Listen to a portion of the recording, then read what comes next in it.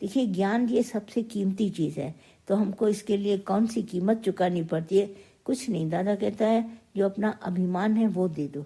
कितना सुंदर दादा का सेंटेंस बार बार लगता है। वो अभिमान हमें पता भी चलता है, हमारी वाणी के द्वारा, हमारे एक्शन के द्वारा हमको पता चलता है ये हमारा अहंकार है। और इसी अहंकार से भगवान ने हमको ऊपर उठाने के लिए बार बार याद दिलाया। Minus ego. जहाँ भी हम खड़े हैं हम कहते हैं मैं करूँगा, मैं नहीं करूँगा। भगवान तुम हमारे से कराएगा, भगवान तुम उठाएगा, भगवान तुम ऐसा करेगा, भगवान तुम्हारी सच्चाई काम आएगी।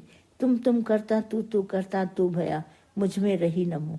यही बात कबीरदास ने ली, यही संत तुलसीदास ने, यही मीरा ने। आप जितने भी देखिए भगवान के भगत हैं, जन्नाबाई ने ली भक्ति के रास्ते, वो सब चलते गए। तो हनुमान को देखो, उन्होंने सच्चाई ली, एक बार भी कभी झूठ नहीं बोला। सुग्रीव था, अंगद था, इतने सब। गुरु नानक साहब की बात, बाला मर्दाना, सबके अंदर सच्चाई। ये मंजिल सच की है, तो सच हमेशा जीतेगा। और जिसको ब्रह्मज्ञानी गुरु मिल जाए और जो ऐसा सच दिखाए, वो तो कभी नीचे गिर ही नहीं सकता है। ये विश्वास रखे हम चलते हैं। 20 आना गुरु की मत को मानो, 20 बिस्वे गुरु का मत माने, सो सेवक परमेश्वर की गति जाने। फिर परमात्मा की सब बात को तुम जान जाओगे। लाइफ बहुत सरल और छोटी सी है। भगवान ने ठेका लिया है हम सबका, रोटी कपड़ा मकान हम सबको मिलेगा। बाकी अगर हमारी चॉइस होगी ऐसा मिले, तो वो हमारी अपनी पर्सनल इच्छा है, जिसकी वजह से हमको कष्ट देखने पड़ते हैं। पर भगवान ने हमारे लिए तो बहुत ही अच्छा सोचा है। हृदय में हमारे को शांति हो, बाहर से कुछ भी हमारे को हो तो हम सहारण कर लेते हैं। ऐसे लगता है अरे चलो हटाओ, ये सब बातें तो होती रहती हैं, कौन सी बड़ी बात है। फिर से हम मिलाप करके भगवान से, सबसे, सारी साध संगत से आराम से चलते हैं। कुछ नहीं, कभी पूछते हैं भाई कैसे हैं, तो बहुत बढ़िया, बहुत अच्छे चल रहे हैं, बहुत अच्छे। क्या है संसार में, कठिनाई तो कुछ लगती नहीं। जब हाथ पकड़ के भगवान हमको चल रहा है तो हम कैसी कठिनाई अंदर में सोचें। ये तो भगवान का ही खेल है, आगे भी वही करेगा। पता नहीं हमारी कितनी किस्मत में, पैसा ही सब कुछ तो नहीं होता है, पोस्ट ही तो सब कुछ नहीं होती है। कोई भी बैठा था, बोला आज तो मुझे ये कुर्सी मिली है, मैं यहाँ पर बैठा हूँ, पर ये कुर्सी पे न जाने मेरे से पहले कितने बैठ चुके और मेरे जाने के बाद भी कितने मिलेंगे। तो ये जो हम पोजीशन में रखते हैं पैसा, ये तो हमारे रहेंगे नहीं। आज हमारे पास है, कल किसी के पास। और ये जो पोस्ट है पोजीशन की, वो भी हमारी कभी रहेगी कभी नहीं रहेगी। हमारे पीछे जूनियर्स बहुत खड़े हैं, आगे सीनियर्स हो गए, रिटायर हो गए, और हमको आज पोस्ट मिली है और इसके बाद फिर औरों को मिलेगी। तो ये तो कभी स्थिर रहने की नहीं है। ये हम सबको दादा ने पहले ही दिलाया है। बोला ये रहने का घर नहीं है जो हम संसार में हमेशा ऐसे रहें। लाइफ में ही देखो, जवानी आती है, फिर इसके बाद बुढ़ापा खड़ा है, इंतजार कर रहे हैं। थोड़ा ही एज बढ़ती है, बोला अब इतने साल की, अब इतने साल की। जहाँ हमने 60 पे पहुंचे तो हमारा देखो शरीर, रिटायरमेंट लो, ये लो, शरीर अपने आप अस्वस्थ होने लगता है। कितना भी इसको बनाने की सब कोशिश करते हैं ना, नहीं कर पाते हैं। भले अपने को डींग बाहर से दिखाएंगे, सुंदर कपड़े पहन के बंद कर देंगे अपनी चमड़ी को, अंदर पूरा का पूरा सजा के चलेंगे, परंतु अंदर वीकनेस हमारे अंदर है।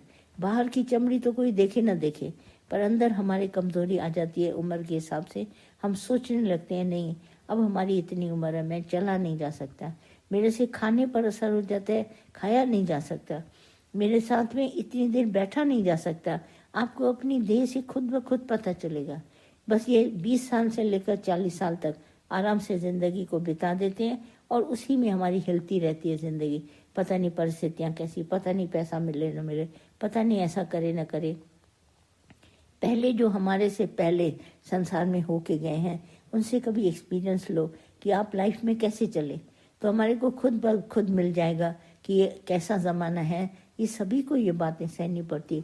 कोई ऐसा लाओ जिसको कभी दुख न मिला हो या कभी ऐसी हालत ना आई हो, सबके ऊपर आती है। और हम धीरे धीरे करके इस बात पे सदा ही चलते रहते हैं। पर हिम्मत हमको गुरु से मिलेगी, सत्संग से मिलेगी, वाणी से मिलेगी, ज्ञान से मिलेगी। स्थिरता हमारी बुद्धि में आएगी जब हमारे पास अभिमान नहीं होगा। अपने सारे गुणों को हाईलाइट करना पड़ेगा, इसके बगैर नहीं। और भगवान की जो भी परिस्थिति सामने आए, हाँ भगवान जैसे तुम चलाओ, हाँ भगवान जैसे तुम चलाओ। हम लोग मुड़ के कभी नहीं देखते, पहले ऐसा था आज ऐसा है, नहीं आज इससे अच्छा आगे और अच्छा होगा। और ये सभी कुछ नहीं होती है, संसार में हम कहते हैं मान मर्यादा मिली, बड़ी इज्जत मिली, धन मिला, यही सब कुछ है। नहीं, आज ये है, कल बदल जाएगा।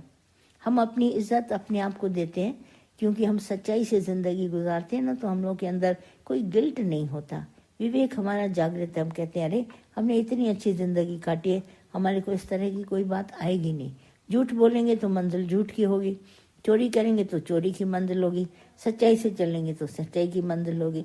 ये तो तुम्हारे हाथ में है, जो भी तुम खाते हो। कैसे गुरु नानक साहब दिखाते हैं कि उसने अपने घर में बुलाया तो सच की कमाई की उसकी रोटी थी, तो उसने उसको निचोड़ा तो उसमें से खून निकला। और दूसरे ने बाहर की चोरी ठगी की कमाई करके रोटी लाया और उसको ऐसा निचोड़ा तो खून निकला। तब उसको पता चला अरे मेरी जो रोटी बनी हुई भगवान क्यों नहीं खा रहे हैं गुरु नानक साहब, क्योंकि इसमें सच्चाई नहीं है। सच्चाई हमारे जीवन की हमारे साथ है। हम ज़्यादा लॉन्ग नहीं जाते डिस्टेंस, और अपने ही घर में समझ जाते हैं हम अपने हृदय में वापस, तो हमको मंदिर अपने गुरु के घर आना है। तो हम इतना आगे क्यों निकलें जो हम लौटते समय सब रास्ता ही भूल जाएं। हम इतने न जाएं, न कभी दूर जाएं, न किसी से इतना वो करें। जो भी है भगवान तुमने बहुत अच्छा दिया है, साफ सुथरे बैठे संसार में चल रहे हैं। अब इतना आगे सोचते चलेंगे तो हमारे को भी उल्टी सीधी बातें आएंगी। प्रश्न तो मन बहुत सारे उठाएगा, उसमें तो कोई शक नहीं। परिस्थितियां भी बदलेंगी, कभी कैसा कभी कैसा। अभी देखो ये जो समय चल रहा है, ये कभी सोचा था हम लोगों ने जिंदगी में ऐसा समय आएगा जो हमको घर में बिठा देगा। एक अनजाना सा भय हम सब के पीछे होता है। कहीं से भी हम आते हैं, नहाते हैं, धोते, एक अनजाना सा भय, कहीं ऐसा ना हो जाए, कहीं ऐसा ना हो जाए। और अगर हमेशा होने का डर, और क्यों नहीं दादा को याद करते हैं, दादा जीवन तो तुमने बनाया और तुम्हारा ही हक है इसके ऊपर, हम क्यों सोचे। हम सावधान भले रहते हैं पर हम डरते नहीं किसी बात से। मौत तो हमारे साथ ही पैदा हुई है। जब हम पैदा हुए तो हमारे साथ बचपन था, जवानी थी, बुढ़ापा था और मृत्यु तो थी।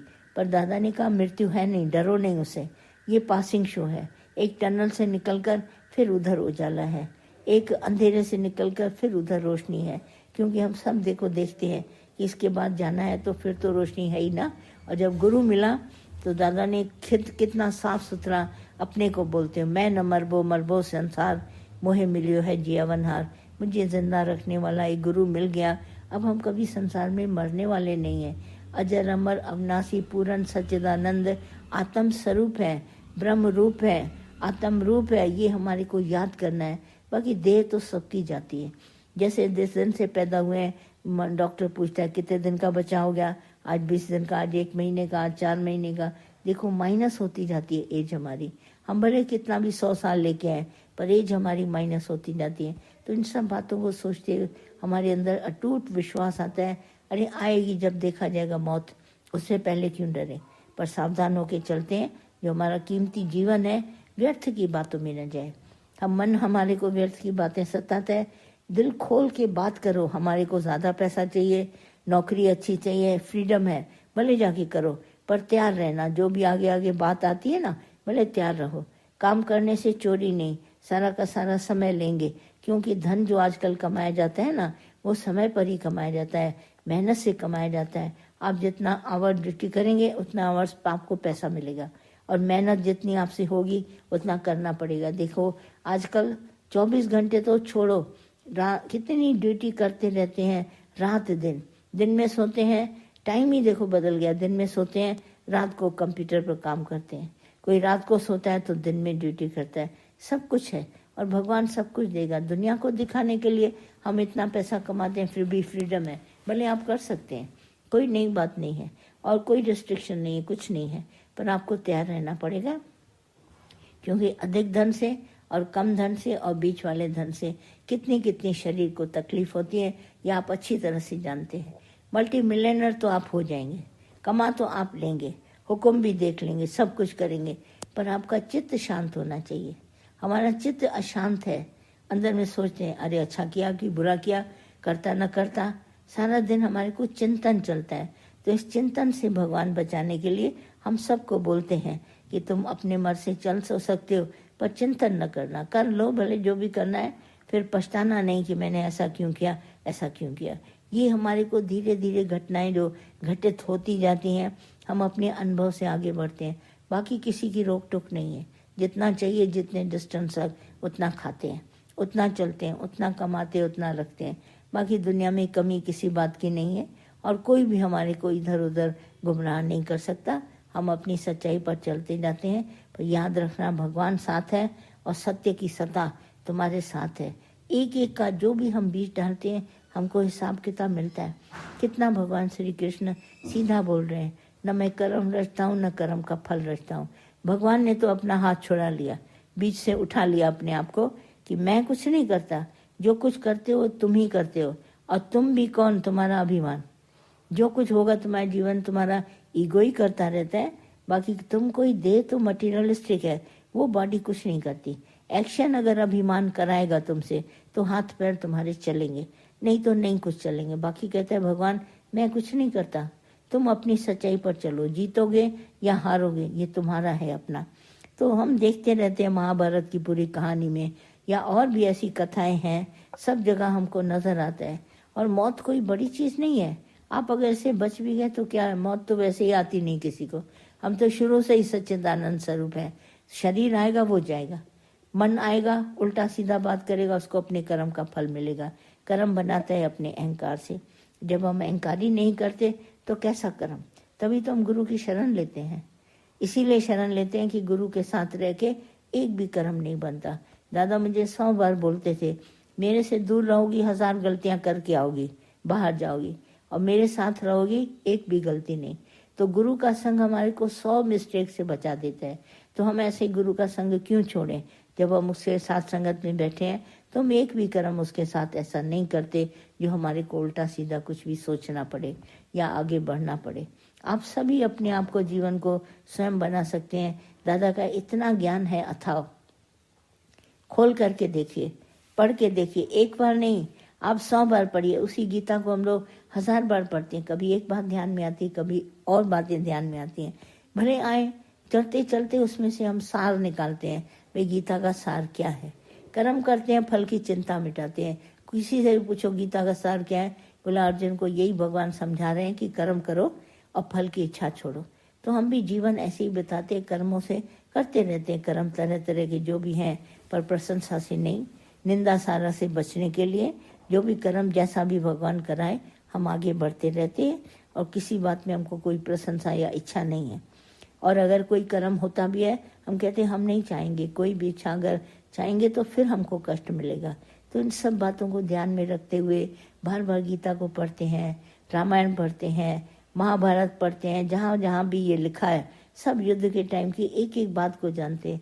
आज क्या मिला, सबने लड़ाई करी, किसी को भी कुछ हासिल नहीं हुआ, इतनी मर गई, सबके सब मर गए, ऐसे खत्म हो गए। बड़ी बड़ी शक्तियाँ हमारे भारत से चली गई। नहीं तो आज अगर भीष्म पितामह, शंकराचार्य गुरु होते, कृपाचार्य होते, परशुराम जी होते तो क्या हमारा भारत इतना ऊंचा होता। पर बेकार 2 जनों की लड़ाई में सारे के सारे बेचारे मट गए। उनको कोई बात ही नहीं, सब शक्तिशाली, चाहे धनुर्विद्या का था, चाहे और उनको विद्याएं थी सारी की सारी, और सब देखो खत्म हो गई। उनके पीछे उनके परिवार सारे खत्म हो गए।